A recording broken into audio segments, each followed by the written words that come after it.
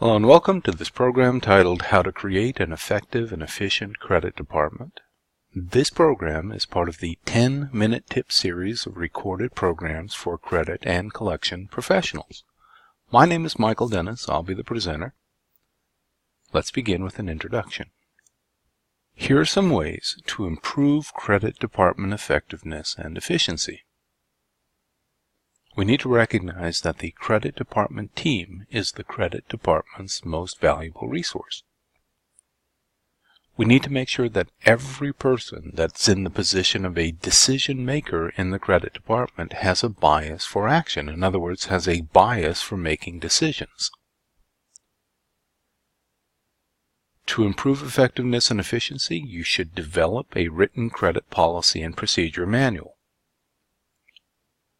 Please consider forgetting about creating to-do lists and instead focus on tasks that you must complete. In other words, the must-do list.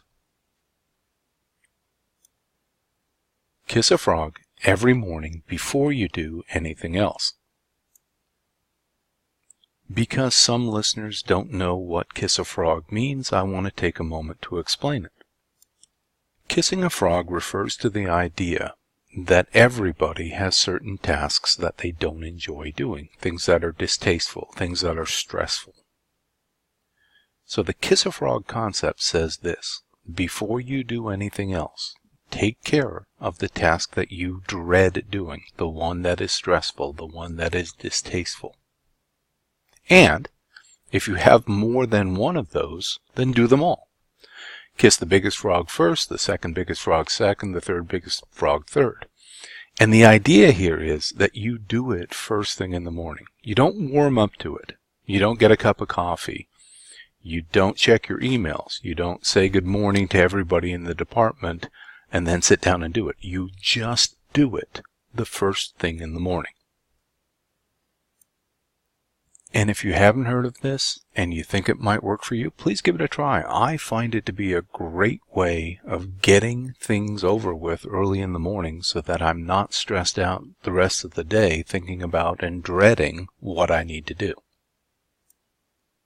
Try to handle each document you touch only once. Don't procrastinate. Don't overanalyze your credit decisions.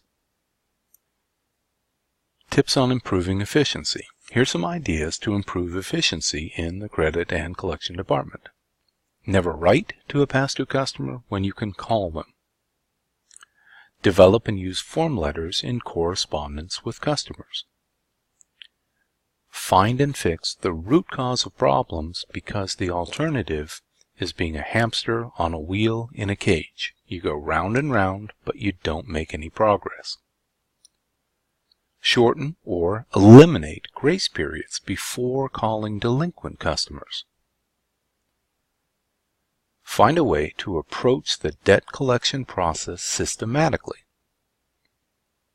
Create specific and measurable collection targets for each collector, and please recognize that different collectors may need different goals. For example, if you have one collector that handles only domestic accounts and another collector that handles only international sales, I think it's likely that those two collectors will have and need different goals assigned to them. Don't use U.S. mail if you can avoid it. Instead, fax or PDF any requested or required documentation. Confirm all payment commitments in writing right after ending the call with a delinquent customer. And by the way, just to clarify, when I say in writing, I'm talking about sending an email. When I'm talking about sending correspondence, I'm talking about using a form letter. So the form letter that I use goes something like this. So the email I would send would say this: thank you for your time in our recent discussion. As we discussed, you indicated that payment for the past due balance will be mailed on Friday. Please contact me if this payment schedule changes for any reason. Here's my number. Thank you and best regards. And that's it. By sending this type of confirmation, there can't be any misunderstanding about what the customer said and when the commitment was made. So if that commitment is broken, you can refer to the email as validation for your position that, yes, that's what you told me and that's what I wrote down, and not only did I write it down, I sent a confirmation to you. Measurements. If you want to improve productivity, then you're going to need to measure and monitor turnaround times, and you're going to need to measure and monitor the activities below at a minimum. The turnaround time on credit decisions in connection with new accounts and in connection with orders pending. The turnaround time on your collection efforts and your collection activity. Turnaround time in connection with resolving disputes and in particular with clearing customer deductions. And turnaround time in issuing credit memos when it is necessary to issue a credit. Hint: you can improve turnaround time simply by ensuring that escalations about decisions or concerns occur within the credit department sooner rather than later. So this is a reference to the idea that the credit department and the credit decision makers have got to have an open door policy. They need to encourage subordinates to come to them with questions and concerns rather than making it difficult for people to bring up these issues. Empowerment. If you want your department to become more effective and more efficient, then you need to empower subordinates. One of the ways to do so is do what you can to recognize and reward and keep your best and most talented individuals.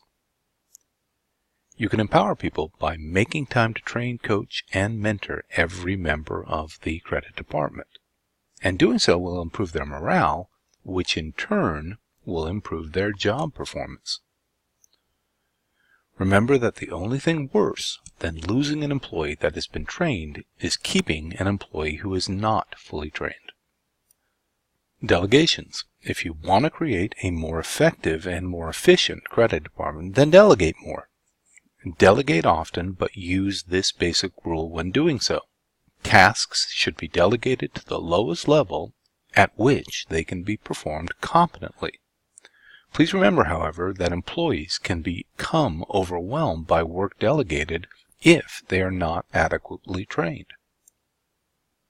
If they're not adequately trained, they can become frustrated by their inability to manage these new challenges, or they can become potentially embarrassed by this inability, and for these reasons, delegation has the potential to be demoralizing if it's not done properly.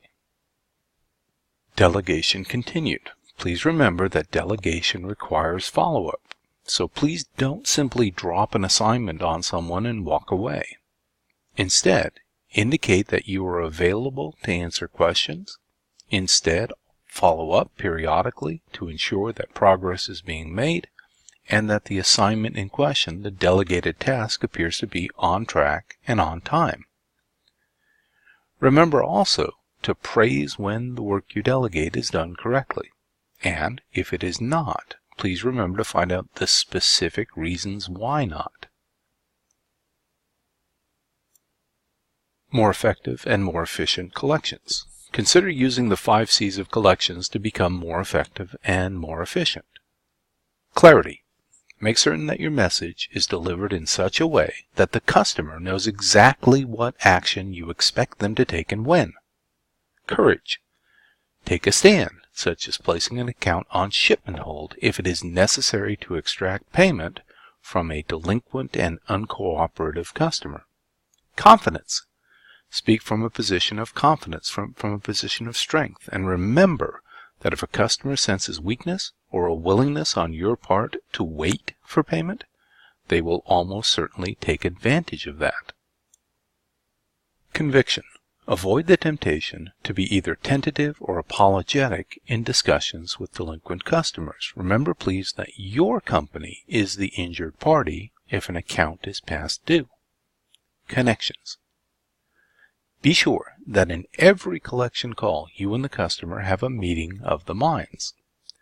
To the extent that you are not convinced that the customer understands the potential ramifications of any additional delay in making payment, then you have not made a connection. Hint: don't hang up until you know that this connection has been made. Summary: a hidden benefit of a more effective and efficient credit department is that the credit team members can work smarter, not harder. This results in higher levels of employee satisfaction, perhaps as a result of a better work-life balance, but fundamentally it results in a more effective and efficient team. Thank you for attending. I hope that you enjoyed this presentation. If you would be interested in purchasing the entire on-demand presentation on organizing the credit department for more effectiveness and more efficiency, please contact the sponsoring organization to request that program. Have a great day.